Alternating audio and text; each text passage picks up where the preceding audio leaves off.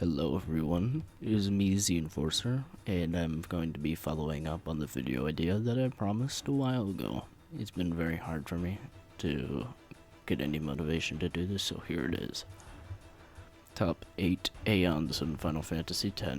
Starting off with number 8, we got Ifrit. Looking back on Ifrit, you wouldn't think he's be the worst, not at all. But, in my opinion, it is true. Ifrit has Fire Eater, which is especially useful for dealing with bombs, and has high defense stat, rivaling Bahamut's. Unfortunately, he falls very flat in all other stats.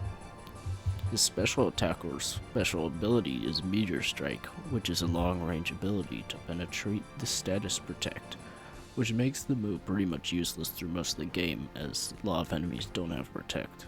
He only has one base spell, and that is being Fire, which at a higher health pool makes it a pretty bad tool to heal yourself with Fire Eater.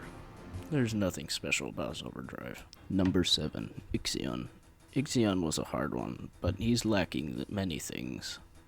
He has a good defense health stat and magic defense, along with Lightning Eater. Ixion has 2 null spells, both being the weakness and strength of his. He has level 2 elemental spell, which can be used to heal himself for a decent chunk of health. His best tool is his special attack, which is Aerospark, which is practically a better version of Ifrit's Meteor Strike, and it's practically a dispel, and it deals non-elemental damage. His overdrive is pretty not special. Veil 4. Veil 4 was a tough pick between her and Ixion. Like really hard. First of all, she can fly, which negates a lot of grounded enemies' attacks, and dodges a lot as well, making later fights like the Demolith in Omega Ruins a lot easier. Stats-wise, she's pretty average, while boasting slightly lower attack power compared to the other Aeons. She has 4 tier 1 elemental spells, which can be used, but a lot of the time there's no need for them. One of her best moves is her special attack, Sonic Wings, which can inflict delay. With this in mind, it is kinda spammable and overpowered if the enemy does not have an immune to it. In terms of overdrive, her first overdrive is nothing special. However, her second optional overdrive deals massive damage, making it one of the most damaging moves in the game. She does not have an Eater effect, which makes her vulnerable to spells. Number 5, Shiva. Shiva is one of my favorites, and she is very good. Stats-wise, she has the highest agility and evasion, which only a Yojimbo classes evasion with her.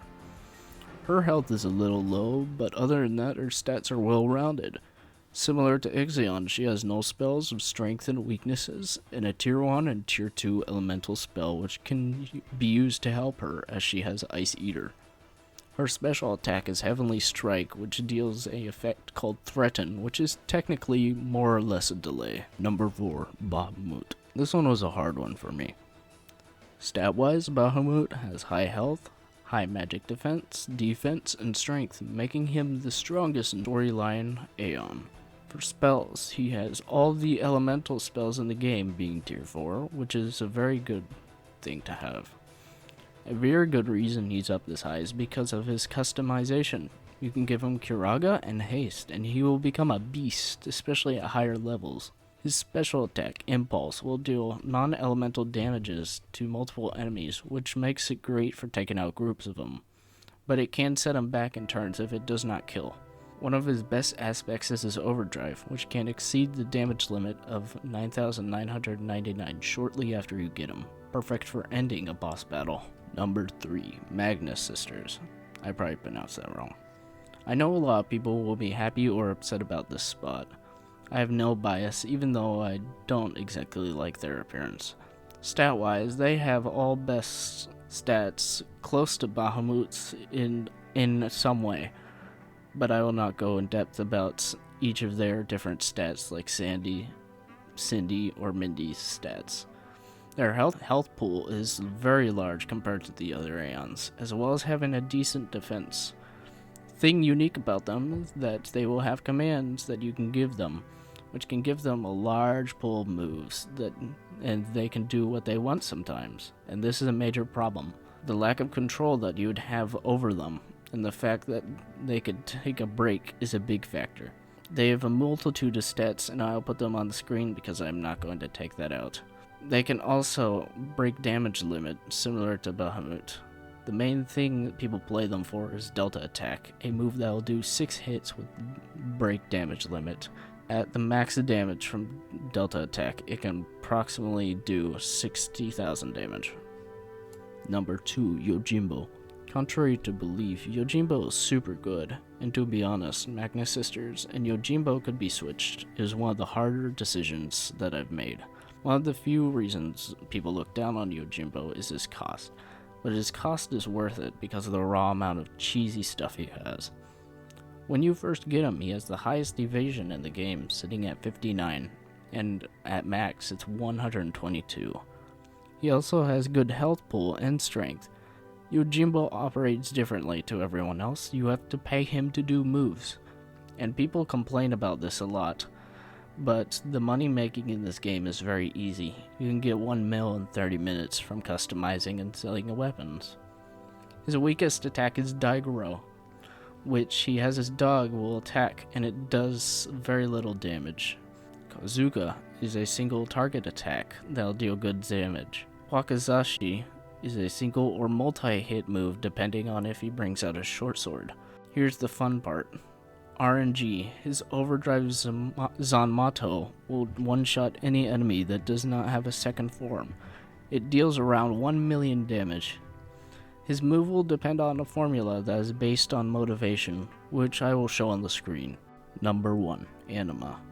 Undoubtedly one of the best Aeons in the game. Anima has a very large health pool and strength, however, her main flaw is that she's pretty slow. Anima has a normal attack, which is pretty good, but her main trump card is her special attack, Pain, which is an insta-kill, and if the enemy is immune to it, then it'll deal massive damage.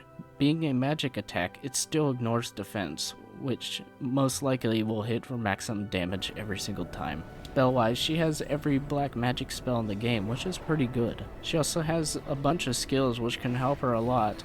She is highly customizable, unlike Yojimbo and the Sisters. Giving her haste would get rid of any con that she had with her speed. Her best tool is her overdrive, Oblivion, which will deal 16 hits and can reach a damage of 1,600,000. I hope you enjoyed the video. This one was a crazy one, and I've just been putting it off. I'm gonna be posting on my channel more often, so subscribe if you want to see more. That's all. See ya.